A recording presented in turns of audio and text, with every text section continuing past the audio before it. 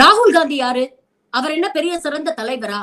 மக்களுக்காக அவர் என்ன பண்ணிட்டாரு அப்படின்னு கேட்கக்கூடிய சங்கிகளுக்கு ஒரு விஷயத்த நான் சொல்ல விரும்புறேன். டெல்லியில நடந்த நிர்பயா வழக்கு இந்த நாட்டையே அதிர்ச்சிக்குள்ளாக்கியது.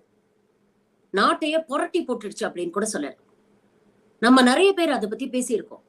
ஆனா நம்ம எல்லாருக்கும் தெரியாத விஷயம் ஒண்ணு இருக்கு தெரியுமா?